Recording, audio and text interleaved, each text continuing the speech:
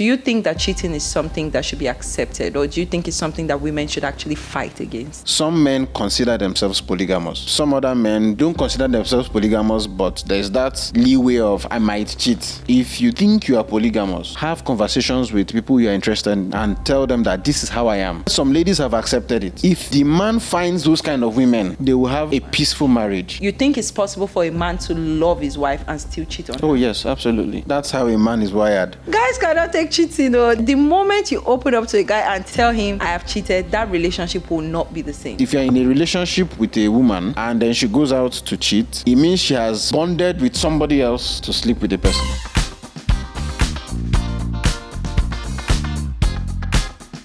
Welcome to today's episode of Doyin's Corner. On today's episode, we're going to be discussing a topic that I actually find very interesting. We're talking about relationships, marriage, and the leading causes of divorce. It's almost as if every marriage these days has a lifespan of 5 to 10 years, or maybe even shorter, to be honest. Some people are getting divorced almost immediately after the wedding. And that leads us to the number one question: why? Why does it feel as if people are in love today, but like in the next 2 years, they can't stand each other? So to answer these questions, we have a relationship expert in the house with us today. He's been counseling couples for over 5 years, and he goes by the name Blessed Emeka.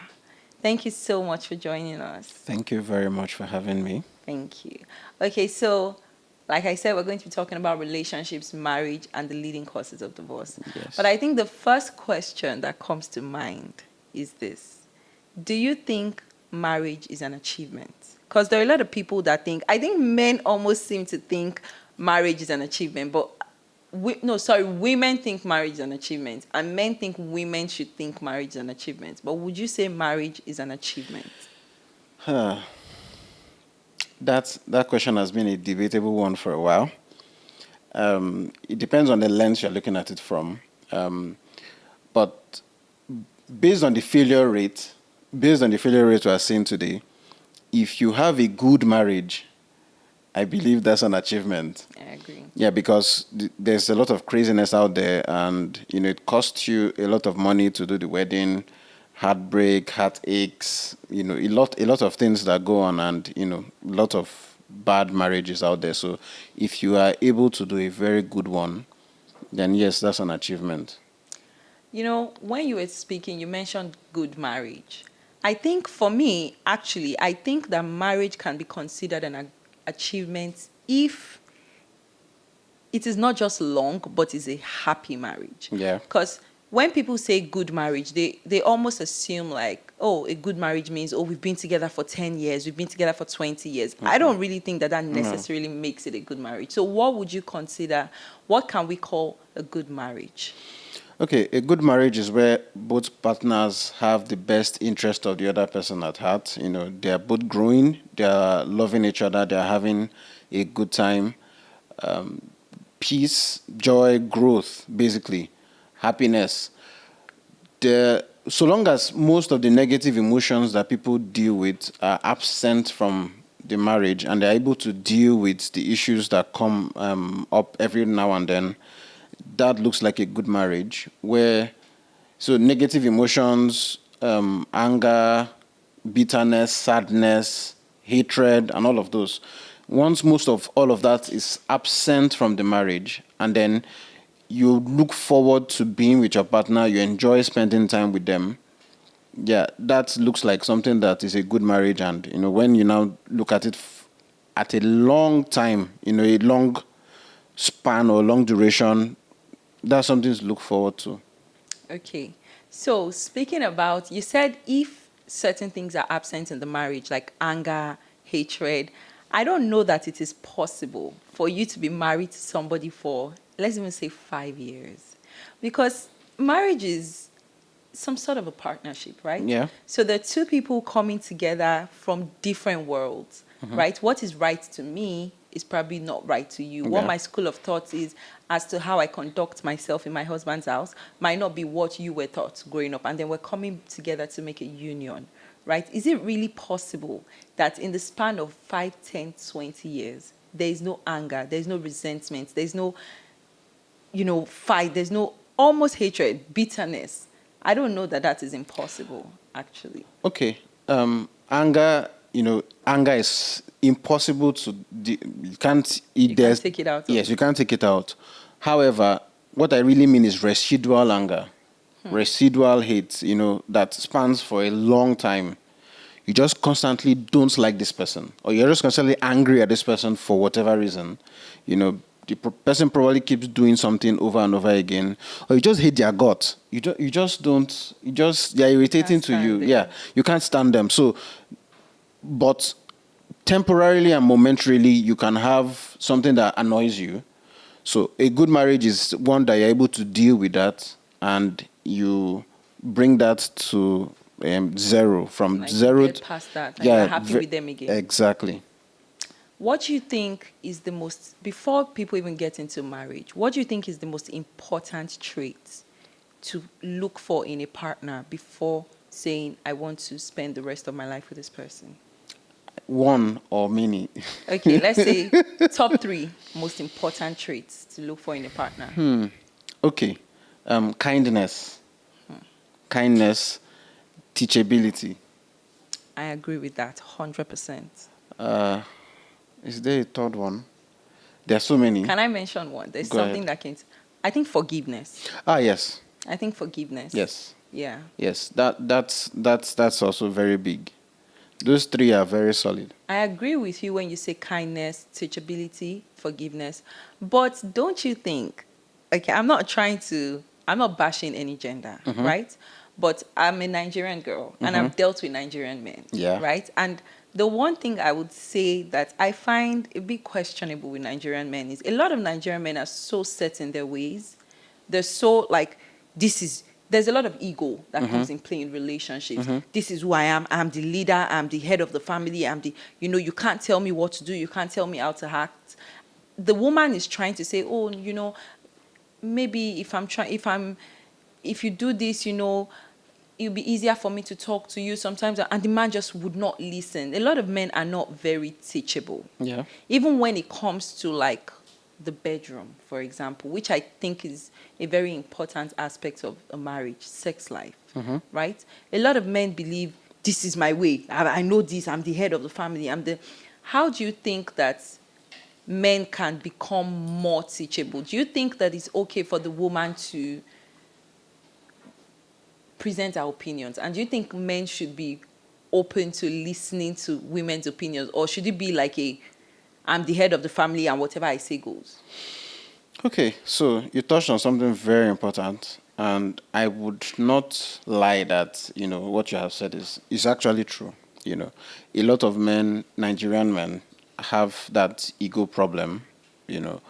But I need to bring some balance here, where how the conversation starts, how it is presented matters a lot too.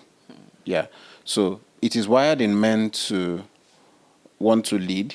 It is wired in men just like that. So if you present a matter in a way that he feels respected, he is most likely going to respond better. But if you present in a matter where he's not feeling respected and he's trying to remind you that he's to be respected, then he will now begin to do the ego thing and all that. Right. So there's that balance of how do you communicate with him, and there's also the other side of men need to tone it down. Yes, yeah. And be more open and to listen, In terms of communication, I agree with you that sometimes it's not about what you're saying, it's about how you're saying it, exactly. Right? And they talk a lot about, the femininity, as a woman, just be soft, try to talk to your man softly. And I get that, and I agree with you, because I would say that I'm guilty of this. I used to be very aggressive, and I'll just be, no, this is what I want, but I think I've learned over time that goes nowhere with men. Yeah, it doesn't. The more you scream, the less he hears you. Yeah. Right? The softer you sound, then the more receptive he is to what you're saying. But I don't think it is humanly possible to be soft every time. There are times that the whole essence of me bringing a complaint to you is because I'm stressed by this thing. If you're doing something, if maybe every time you come into the house, you just throw your shoes around, and I've said this thing many, many, many times, is it not human for me to get frustrated and say, or a woman that has caught her husband cheating multiple times, and the man still expects that, okay, still be soft when you're trying to correct me? Is that not an almost impossible thing to ask of women? Okay. The cheating part is a little extreme. Is it? That happens in every almost Okay. every relationship. Okay, so It's the reason really why I said that is, you talked about the home stuff where shoes, this, that. Right. I want to speak on that on a general note, Right. so yeah, some things can be frustrating when they happen again and again. I am also guilty. Most men are guilty where we have somewhere we keep our semi-dirty clothes, or we just throw our shoes and all, and so yeah, that happens a lot. And my wife picks up these things and takes them back, and sometimes she just give me one nice side eye to remind me. Then sometimes I go take it. So a woman who is soft on these things, and there are some things that will never end. There are some things that will never end. So it is for the woman to understand that's where, because these things go both ways. There are some things that the man will keep complaining that women do, and those things will never go away. Right. So there are some things that this is how most men are wired. Accept it like that. For instance, if you have children in the house, you already know that your house will be dirty and scattered. Right. Yeah. If you want to, you always tell them, clean up, clean up. But children are children. Men are grown-ups. You cannot use children as an example with men. Come on, men are adults, and they claim to be head of the family. So head of the family, a grown-ass man should be able to understand. I didn't bring children to say men act like children. I just use that to say that there are some things that are repeated and there are some things that are expected. That when you have children, you'd know that the house will be dirty. So there are some things in men that you just know that these ones are, if you date 10 men, 9 of them. Can you give us examples of traits like that you find in almost every man? Most men are not that organized. Then if you see the ones that are organized, they do it to the extreme. Extreme, right. They do it to the extreme. Right. And then even the woman will not be comfortable living with him. Right. He's very nitpicky about a lot of things. But most men are not that organized. So that's one. The usual cooking and cleaning things, men are not given to that automatically, that. So those are some examples that these things might remain for a long time. So are you saying women should just learn to accept those things? Like just accept that this is just how men are and just clean up after the man? So there are some things that the man needs to do well. There are some things that he needs to do well. For example, toilet and hygiene and all, how he smells, his shoes, those ones he needs to put a check and do what he needs to do well. He needs to. But as I said, like dropping clothes in some places, where it's not supposed to be, or your shoes, that one might be very persistent. The man might get to a point where he just does it well, but expect it that this is a norm for men. So expecting it, so this brings me to one of the problems in relationships: expectations. So if you expect the man or the woman to behave in a certain way, you would have problems when they are behaving the opposite. So, but is it really possible to not have expectations, even of our friends and colleagues, people that were not even married to or dating? There are expectations. It's normal. Like when you're getting married to somebody, you kind of expect them to hold themselves to a certain standard.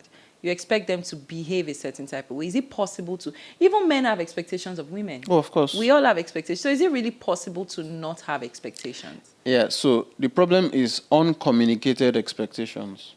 Will lead to disappointments. Yes. True. So this is why I tell people, talk about everything. Talk about everything, especially before marriage. So... based on I've been in this game for a while, I compiled a long list of questions, over 144 questions that I usually share to people. A lot of questions to ask. Is this how you are what do you do here? How do we handle this if we get married? A lot of these questions. So these questions, you might never ever think of them until you see the questions. You'll be like, oh, so there's this question to ask. Right. So when these questions help build expectations or gauge your mind to know, okay, I now know how this person will handle this. There's some things I will tell you that as a person, see this one, I will try to improve on this one. But you see this one, that's how I was wired. Just accept. Just accept it. So if you cannot deal with it, just know, well, let's know what we are doing. Speaking about wiring, right? You mentioned that there are certain things that are just expected of men.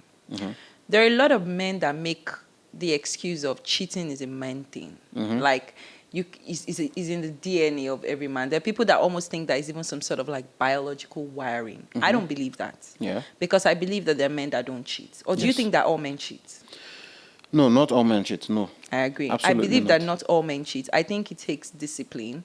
I think it's achievable to not cheat. I know it's tough. Yeah, it's tough. It's tough, but I think it's achievable. So, do you think that women should just accept it? Or is it a battle that women can actually fight? Because there are a lot of women that have come to the point where they've just accepted it. Like, my partner is going to cheat. It's okay. So far, he takes care of me at home. So far, he pays the school fees. So far, he's providing. I'm just not going to stress. Do you think that cheating is something that should be accepted? Or do you think it's something that women should actually fight against?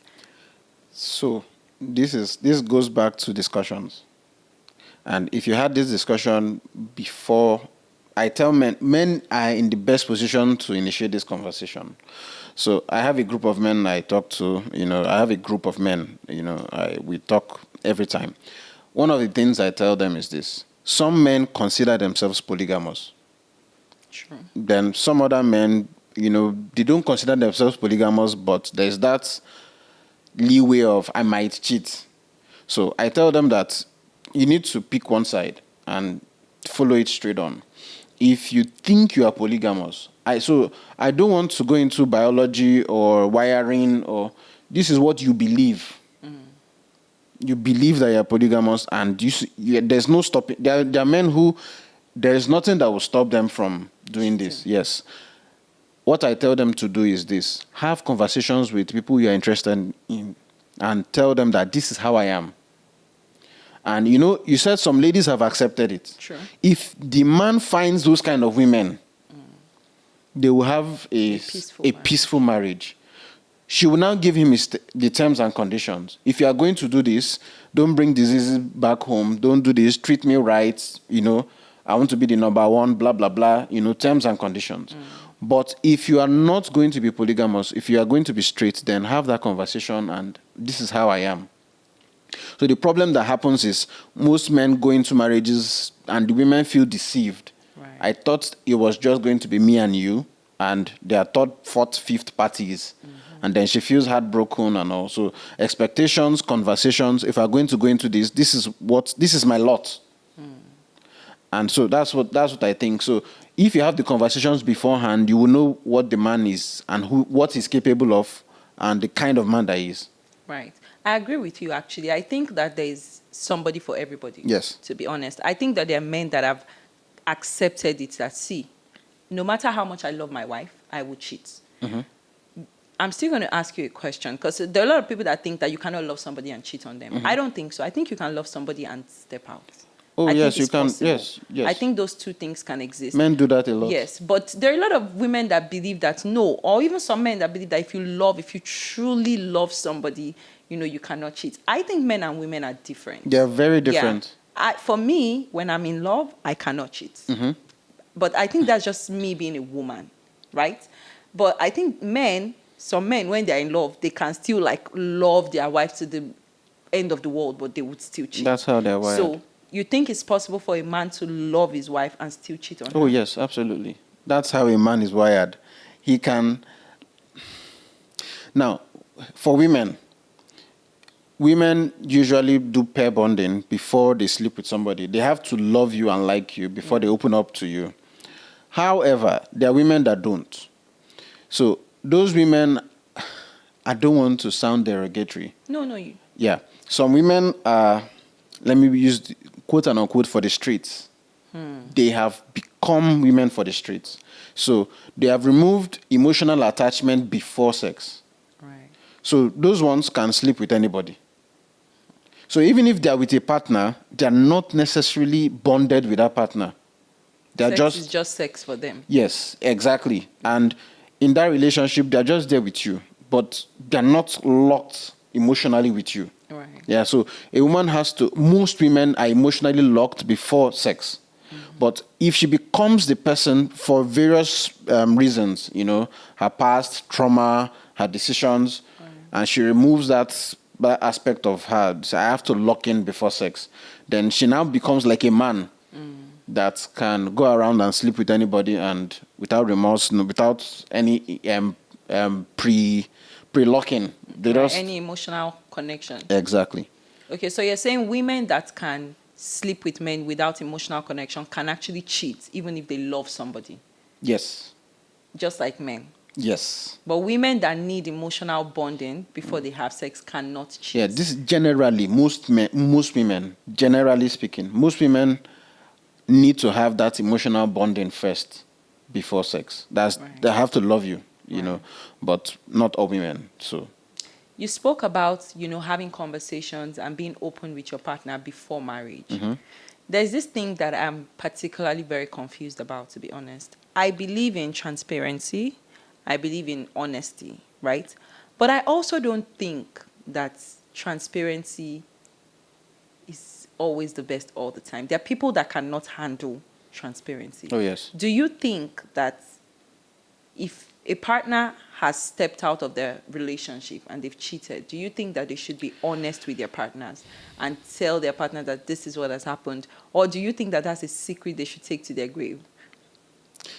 So it's context dependent. Can you You explain? know the person you got married to. If you're married or if you're dating somebody, you know how the person handles information. Right. And probably about cheating, you guys have already had a conversation about it before. There are some people that you have the conversation with, and they will be like, I know that somebody can veer off and come back. Right. But I will give the person warnings that if you do it, don't do it again, don't do it again. Then after a while, I can't take it any longer. You've had that conversation with the person, so you know the person's stand already. And there are some people, they tell you that the moment you cheat, that's the end. In fact, I might kill you and kill myself. So once you know that kind of person, you know that you cannot bring up that conversation. But if it's somebody who is not so serious, then you can open up and say, see what I have done. But what's the right thing to do? Does transparency and honesty strengthen the bond, or does it weaken it? Because there are people that, you would tell that, I've cheated on you, And maybe the girl said, oh, don't worry, if you cheat, tell me, I can handle it. Majorly guys cannot take cheating. They will tell you, oh, tell me. The moment you open up to a guy and tell him, I have cheated, that relationship will not be the same. Yeah, it won't. For most guys. So do you think that transparency and honesty strengthens the bond, or does it weaken it? All of this is context dependent and gender dependent. So a lot of women can, as you said, can take cheating more than men. Sure. And that goes into biological wiring again. Most men, give or take, they would prefer to have a woman with a low body count or a virgin. Meanwhile, they don't have. No, yes, of course not. It's such a double standard. It is. So the reason why they like or want virgins is the same reason why when they are now married or when they are in a relationship, they still don't want that person to be shared with someone else. They want that experience for themselves. Right. Yeah, so if the woman comes out clean too. But here's the problem.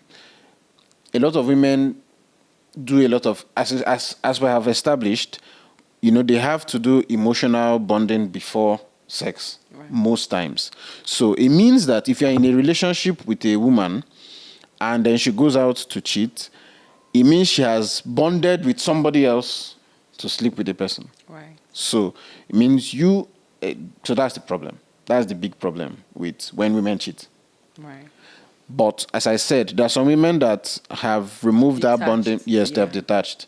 So, and when a woman is detached, it's easier for her to sleep around.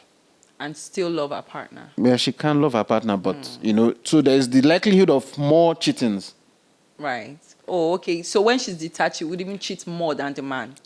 No, I don't know about more. I'm But she talking of cheats frequent. more Yeah. compared to the normal girl. That is Yes. still There's attractive. still Fair so enough. some people cheat and it's a mistake. Right. But this kind of girl who doesn't have that emotional bonding, she can cheat and cheat and cheat. Like 3 times, 4 times, Because it's just sex to her. Yes. But for the lady who is not like that, if the guy finds out that she has cheated, it means that she has bonded emotionally with somebody else. So that's where the problem is with men handling cheating from women. But for men, if people joke around and say it's just like drinking water and dropping cup sex. Right. It doesn't mean much. Doesn't mean much to the man. I just went out, did stuff, and came back like an activity. I went to play ball and came back. So, but for a woman, she has to connect with the person, Right. So those are the differences. Left to me, I feel that honestly, for me, if I cheat on my partner, the guilty conscience will not allow me to be able to sit in the same house with him and talk to him and laugh with him You're a and very not good tell person. him. I can't. My conscience can't take it. You're a good person. I have to tell him. Even if I know that telling will lead to something, I'd rather fight that fight later, like after the fact. But I just think, for me, I think for most women, once a woman has just cheated on you, just start considering that it's like she's checking out of that relationship. Exactly. That's the truth. Because it takes a lot for a Yes. woman to cheat. It takes Exactly. a lot. She would have had to, detach. Maybe I'm speaking from personal experience. No, but it's a global yeah, it takes a lot for a woman to cheat, unlike men. But we're still on this topic of relationships, marriage, and the leading causes of divorce. We're going to go on a quick break, and we'll be back shortly.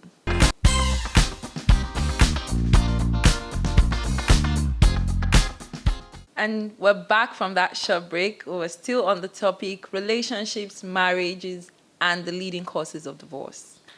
So while we're on the break, there was something that came to mind. There's this talk of a woman should submit to a man, submit to your man, listen to your man, da da da da da. I agree that the woman should submit to the man because I think that, two people cannot lead a boat. I mean, lead a ship. It's to capsize. Like one person has to calm down for the other person. But I don't agree that submission should just be given blindly. I personally would only submit to a certain type of man. You have to earn the submission from me. I have to be able to trust your leadership. I have to be able to close my eyes and say, it's going to take me and my family, me and my children, it's going to lead us right. And it's not just going to lead us astray. But there are men that say, no, even if I'm a drunkard and I don't even know where my life is facing, a woman, the Bible says the woman should submit. So what is the right thing? Is submission an expectation that men should have of women? Or should it be a certain type of man that women should submit to? Okay. Where do I start? So submission, first things first. A woman should not marry somebody who she doesn't respect. True. So marry somebody who you can follow his leadership. So if he might have the car, he might have the house, but you don't like his leadership style, do not get married to him. So that excuse me. So that would be very frustrating if you're marrying somebody who you don't like his leadership style. So that's the first, and that solves most of it. Because if you have seen how the person leads during the courtship, as a person, as a friend during courtship, you have seen how far he has led himself and probably his siblings or something, or wherever he's working, it gives credence to the fact that he can lead you. Right. But if his life is messy at the moment, but somehow he has some things going on for him, and you don't trust his leadership, don't bother. Because it will be a frustrating thing to follow such a person. So you're saying but the moment that the woman has made the choice and the decision that I am marrying this person, she has to submit. So the homework for her to do is to make sure that the person that she's marrying is somebody she can submit to. Exactly. Right. I agree with that actually. I think that, that's your most important job as a woman, to be honest, to choose the right man, to Oh, choose a yes. man that would not just be a husband, but would be a good father, would be a good leader, because it's going to be your therapist, it's going to be your best friend, it's going to be your leader, it's going to be everything. So you have to choose a man that you can respect. And then the moment that you've said, okay, this is my husband, then you have to submit. Yes. I agree with that 100%. Yes. Yeah. I agree. But to add something to that, there are men who are leadership crazy. They just want to be the head, Yes, the head, But find a man who, as much as you are following his lead, he's not power Hungry. crazy. Yeah. Submission here is not that come here, do this, do that, clean this, go here, do that. No, it's about conversations, agreements, and all that. So we want to reach an agreement for something, and then there is that impasse between us. We don't know if we should go left or right. And as a man, I can ask my wife to say, what's your opinion on this? What do you think about it? Then she gives me her own opinion. I can make an educated guess based on what she has said. I said, no, let's go with yours. Yours, exactly. Doesn't mean that It has to be No, your it own. doesn't. Exactly. Yeah. But when we reach a point where I'm saying left and you are saying right, and I feel like, I think we should go left, wherever it is I wanted us to go. Right. And we have discussed it, and we still have not come to a conclusion. That's when the woman has to now defer to the man's leadership. But in a sane marriage, you have very little of that, where we have reached that point where we cannot agree on a particular thing. In a sane marriage, it hardly happens. Right. Right. So you won't see that Happen. it has to be like this, it has to be my way. No. Except for except for men that are very controlling, because there are men that are very controlling. yes. And even when they're being unreasonable, they just think the woman should, go with their own opinion or go with their own. I don't agree with that. I don't agree with that at all. I think that there should still be allowance for the woman to express what our own opinions are and say, oh, this is why I think this. And then if the man sees reason with it, then he can say, oh, yes, I think we can go with yours and everything. Okay, so speaking about that, there is also this question. I was going through Instagram today and I saw this thing where a lot of women were debating, should women, let's say women, because usually women are the ones that marry up anyways. So should women marry for love, or should they marry for stability? Or is marriage really about love?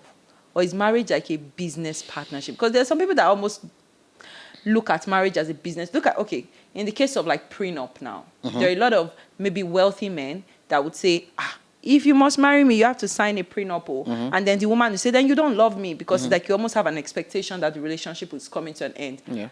I don't have a problem with prenup, right?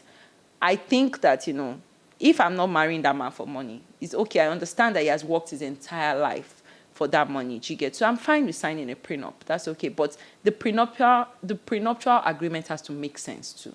Oh, yeah, sure. Yes. So do you think that people should marry for love? Or do you think there are other things, more important things, that should come ahead of love? When it comes to love, I'm usually very controversial about it. So what most of us call love is neediness. What most of us call love. Codependency. Yeah. Codependency, but where you need the person too much. And of course that's an emotional state to be in.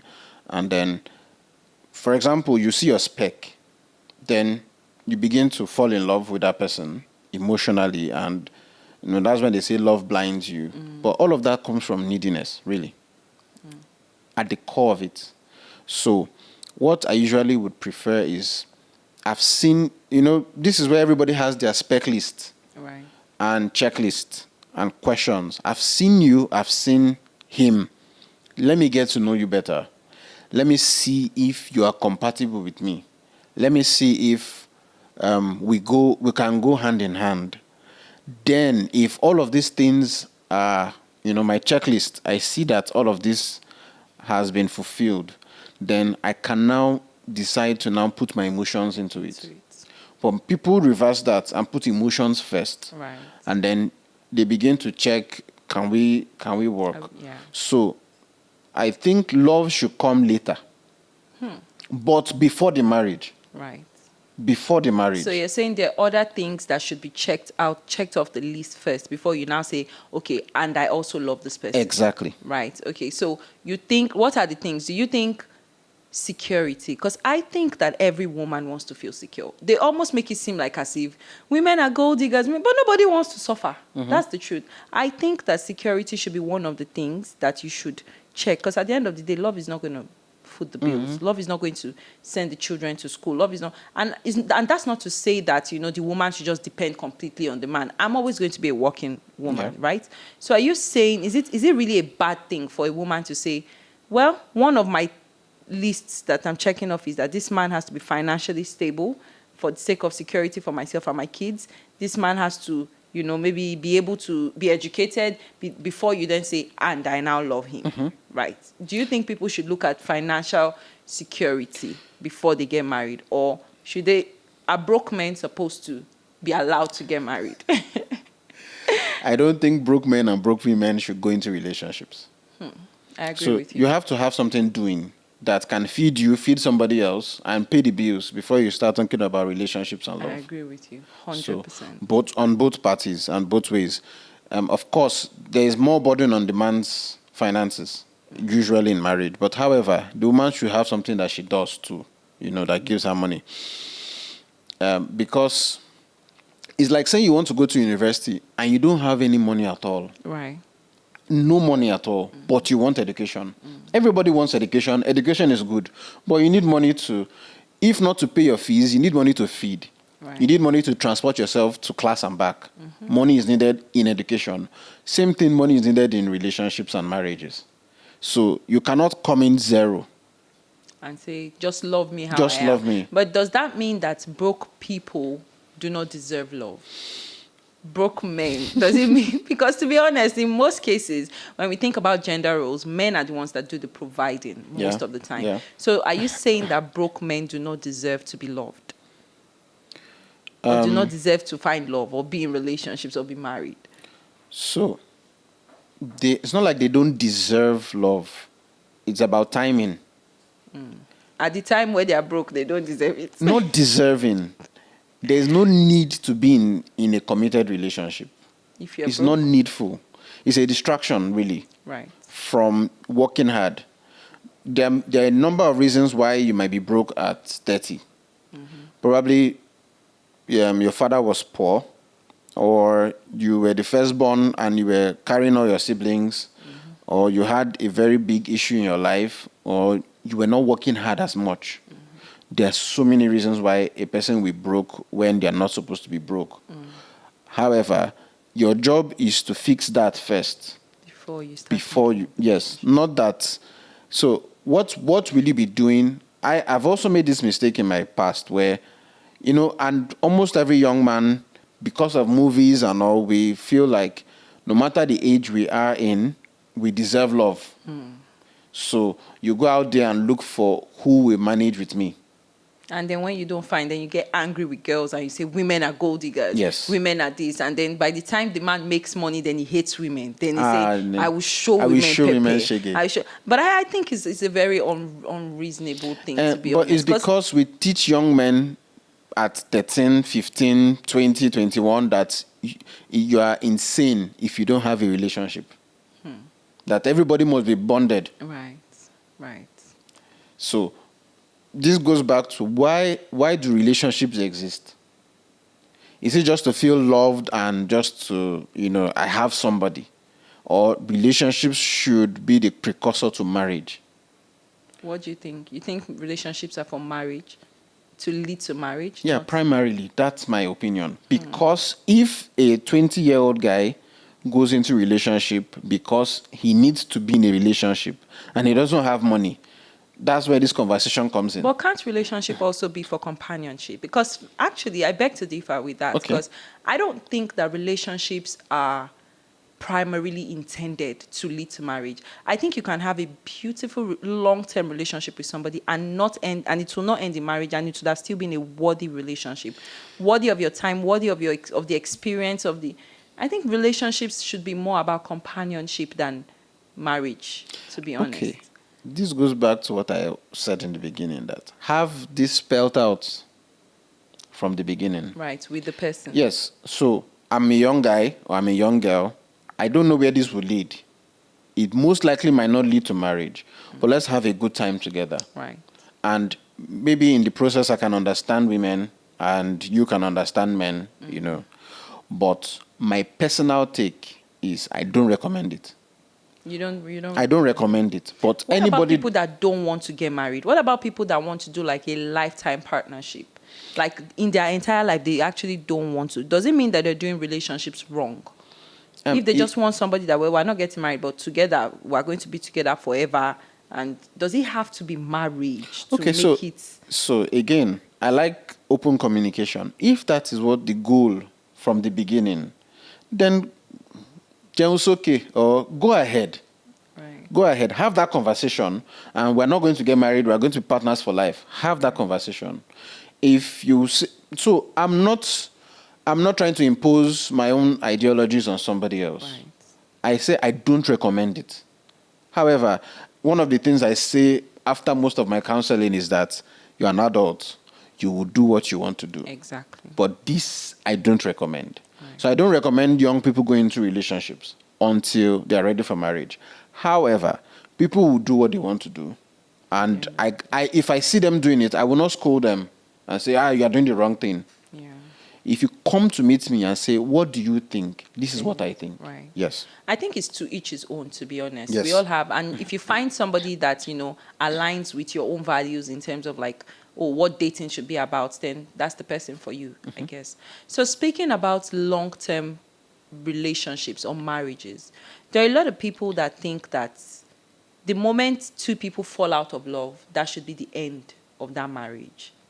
I personally don't think so. I think that commitment is beyond feelings, is beyond love. I think the moment that you say, I am committing to this person, it should be for better, for worse, except in extreme cases like violence and all of that. But even in a situation where you're no longer in love with the person, you should still stick by the person for several reasons. For the fact that you people now have children together, for the fact that, maybe you have businesses tied together, you have whatever it is tied together. I think there are ways to find ways to fall back in love. So do you think that once people are falling out of love with each other, that should be a ground for divorce? Like, okay, yeah, so we were in love at some point, we're no longer in love, let's both go our separate ways. Or is commitment way past feelings? So, one of the things I focus on a lot in my counseling or in my general life philosophy is getting your foundation right. If you get the foundation right, based on who you choose, the knowledge you have about relationships and marriage, you won't get to the point where you're falling out of love. So, if you choose right and you're doing the right things. So what people generally call falling out of love is usually, scientists say, scientists say that it takes between 2 weeks to 2 years of a marriage, you feel the butterfly feelings, infatuation feelings, and they call it the honeymoon phase. Right. That it goes away. You see this knowledge, many people don't know it. So you know how when you just meet a new guy, you meet a new girl, You're that rush, it. yes. I can't wait to be with you, be in your arms, hold you, get married to you, and all of that. That is the butterfly phase, or the infatuation phase, or the honeymoon phase. After marriage, it takes a while, and that goes away. It's for almost everybody. So when that happens, you now claim that you have fallen out of love for the person because you're no longer feeling those that rush. Yes, that rush. So that's where the term falling out of love comes in. So, but if you know that already, that whatever I'm feeling now, it might not last. So I need to. So one of the things I admonish and advocate is get used to the normal feeling now. So purge yourself of the butterflies. Get used to this is every day with this person. Right. This is how every day, without any excitement, and all the feelings, emotions, can I still bear with this person? So if you can, then you can do lifetime with the person. So back to your question, if you have fallen out of love, figure out what's the problem. It might just be that the butterflies have flown away. Then if it's something else where the person keeps bringing up a lot of negative emotions, there are a lot of unresolved issues in the marriage. You have tried, you have done a lot, and the person is not changing, or the person is not kind, a lot of things. Then figure out, that's when knowledge comes in. Either you go for counseling to figure out what's going on, how both of you can adjust best to, treat yourselves better. But I don't feel like if you have just fallen out of love, you should just call it go your quits. separate No, ways. figure it out. There was something you said that I really agree with. I think a lot of people are very misinformed when it comes to what love is. Oh, yes. A lot of people think love is that, excitement, that, yes. I think that's a crush. Yeah. I think love is actually the hard work. Love is when that person you are no longer excited to be around the person, but you are making an intentional effort to say, you know what, I want to try to tolerate this person's excesses. Love is accepting this person's bad behavior and this person's flaws. I think a lot of people think that they're falling out of love. I really agree with that point, when they're no longer feeling that, I want to spend 24/7 with him. No, I think that's when love actually comes in play. When you now start saying, okay, this person snores too loudly, but you know what, I want to put up with them. This person is sick and they're throwing up and they're irritating, but I want to clean them up. This person is very stubborn and does not listen, but I want to try to understand them. For me, I would say that love, the biggest form of love to me, is acceptance. Accepting even when it is not convenient for you. When you just have some form of fondness for that person enough that you're able to accept their excesses and, even when it's not like exciting. Speaking about that, we spoke about extreme cases like abuse, for example. For me, at that point, divorce is an option. You should probably get divorced because people die from things like that. Sure. There are a lot of people that stay in marriages that should have been ended a long time ago. Yes. There are people that are married to their enemies. There are people that are laying in bed every day with people that hate them, right? But they stay because they feel like we have kids, if the marriage, if they stay together because they have kids, is it even more detrimental to those kids when that marriage is toxic? Or is it better for them to actually work on staying together for the sake of the kids? Do you understand the question? Yeah, so if they have done therapy, counseling and all that, and the problem doesn't seem to want to go, and they are continually toxic in the marriage, it will definitely affect the children. Absolutely. So you are raising children in a toxic environment, and these children would also suffer in the long run. But you are still staying because of them, yet they are under a toxic umbrella. So that's, you need to now check yourself and figure out what you need to do. Some people might have to adopt separation for a while. One of the things I usually advocate is before the chairs start flying around and you start throwing things, I don't want to see you again. But you know that this thing is no longer going to work. Before that time, figure out the separation now so that you can still have amicable conversations. We know that this thing cannot work between us. We made a mistake. However, I still respect your person. I still like you as a person. So we cannot have a mutual understanding of raising our children from different spaces. Right. Yeah. But most people will be in that situation until they get to that violent part where they can't even stand each other. They can't stand each other.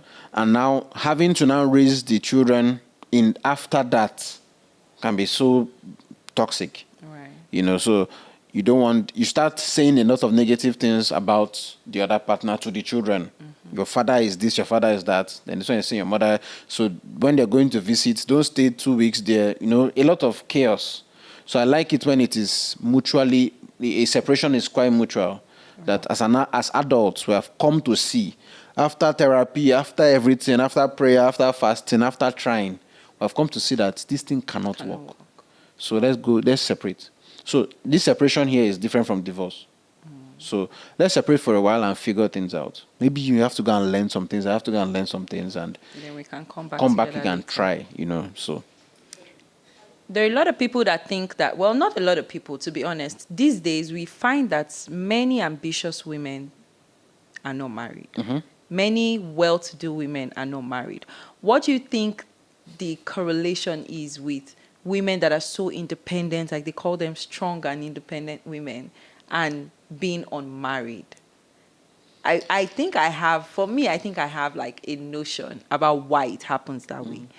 But I'll still give you time to like share yours. But I think that when a woman has made her money and she's, ambitious and I think a lot of women make the mistake of they carry that strong, independent woman thing to their household. Oh, yeah. I think it's okay for you to be a strong, independent woman in your office and be kicking ass in your office and, getting milestones and all of that. But when you come home, be a wife. Be soft. Be a girl with your husband. Don't bring that, no, you're not the boss of me attitude to the house, because it's not going to work. So do you think that's the reason a lot of ambitious, strong, independent women are not married? That's one reason. But the primary reason most of them are not married is hypergamy. And the definition of that is women love to marry up. So, I don't want to sound funny now, but the higher a woman goes, the higher she wants. True. But the problem is that there aren't a There are lot not of so many men up there. 100%. The more successful a woman is, the more difficult it is to find a partner. Yes. Because there's only a few percentage of successful men. A very rich man who is a billionaire can go to a fast food and see a lady there who is very nice and marry her. I want to marry. Yeah, true. But women want to marry up. Yes. So, and it's difficult for you to find. And the truth is, men that are in the 0.1%, like higher echelon of men, they're also looking to marry women that are not as established for most men like that, because they also don't want to have to deal with that strong, independent woman thing. Exactly. So would you say, is it a curse for a woman to be ambitious? Is it a bad thing? Some women set out to prove the world wrong. So they want to break all of the glass ceilings. They want to show that women can do this. And they've decided to use themselves as that superstar. Right. So I don't think that's a great strategy. You don't think it's a great strategy? Yeah. So when you keep going up, but you want higher. So you think if a woman has attained a lot of success, she should be okay with marrying down? She has to. Because... But can she really respect the man if she's marrying down? If the woman is the one providing, can she truly respect that man as the leader? So it takes a lot of mental work to do that. It takes a lot of she has to do a lot. For example, a woman who is going to be getting married to a man she's older than, she has to do a lot of work in humility. True. Bringing herself down and following his leadership, even if she's older than him by, say, 7 years. Sure. It's a lot of mental work. So a woman who is more successful than most men would have to do the mental work of calming down and figure this man can take care of the home.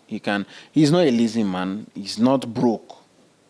So that's the problem. He's not broke. He's okay. But he's not to your standard. That's just the problem. So you need to reconfigure your mind to say, so long as he's a man, a decent man, and he's making money for himself, then I can go for him. So it would take a lot. A lot, because I'm not sure that I can marry down. To be honest, I don't think I can.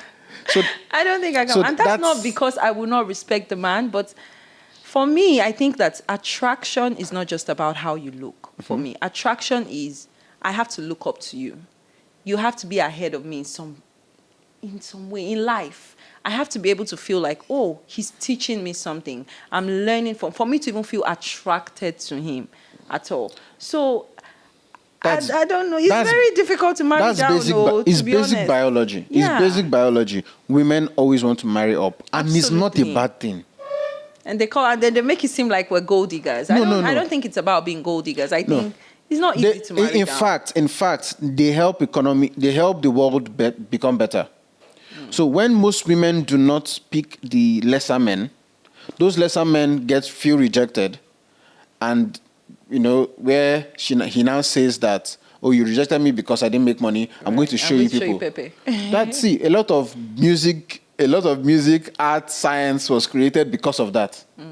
So the man was rejected, and he says, no, I'm going to show the world, I'm going to do better. And he did better and created masterpieces. Right. So, or he became a better man. So that helps men become better. However, I don't want to sound like a misogynist now or something. Most women need to put a cap to how far they should want to go. Please. Now. No. Because, really? yes. So if me as a woman, I'm saying to this is not a global letdown that the world is pushing you down. You are the one that is deciding that, see. I don't want to be too successful. Now. So that I can find a man to marry me. Because really? they have to, it's a trade-off. So it's either you put a cap to your level of success or you decide that you marry down. Yes. So Fair. If you don't want to put a cap and you want to be the best and the top in the world, be ready to settle for, in your own head, you are settling. So be ready to settle for someone that is not as successful as you. Else, if the other alternative is put a cap so that you can still see men that are higher than you to get married to. Women feel more fulfilled when they marry up. Yeah. So if you get to the echelon and you're marrying down, you might not feel as you might just feel like, I'm just marrying because I need to marry. So the higher you go, so it's I don't know. It's not easy. It's not easy. To be honest, it's not easy. But please, can men just stop calling women gold diggers for wanting to marry up? It's not because, and there's almost this thing like, it's almost as if people expect that rich men can never find love. Like the moment you see a girl getting married to a rich man, they say, it's because of his money now. I seriously do not agree with that. I think that there are a lot of rich men that women would turn down. Oh, yes. But it's possible for a woman to actually love a man that is rich, but she's not there just because of his money. But there's just this thing. It's almost like as if once a man has money like this, any woman that is with is for the money. It's not always like that. No, and it's not. because of that, a lot of well-to-do men don't even treat women nice because they just feel like, yes. she's just here for my money anyways. Yes. She's just here for my money. But I don't think it's necessarily always like that. Like women want security. Women want to feel safe. Yes. But aside the security, you have to be so much more than that money. Do you get? You have to have values. You have to, be reasonable. You have to be compatible to some extent. So I don't know. Please, they should stop accusing us of gold digging because it's not always that. It's not always, but a lot. Trust me, a lot. However, what most men, and Nigerian men do that a lot.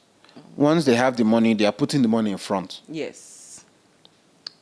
And then they complain that's the thing. Yeah, exactly. Nigerian men will talk to, before you even start talking to them, they tell you about how many houses they have, how many cars they have, how they can buy it. And then they'll come back and say, the girl is only with me for my money. If you have nothing else to talk about outside your money, then that's all you're going to attract. Yeah. If all your conversations are centered around what you can provide, and the girl has not even gotten to know who you are as a person. I think a lot of men don't even have a personality outside their money. Yes, they don't. Anymore. Most of and them it's don't. so sad. So then they need to stop complaining about women being with them for their money. You have to pick and choose. We're really, really out of time. This is such a long conversation. It's very interesting too. Thank you so much. We've learned a lot from you. But to round this up, if you had one advice to give to somebody that is looking to choose a life partner, what would you say to that person? Girl or boy, one advice. Okay. Because I cannot say a lot, give yourself to reading books. Good. So there are books and there are good books and there are regular books. Find good books on relationships. Right. Give yourself to them. There's a lot you don't know.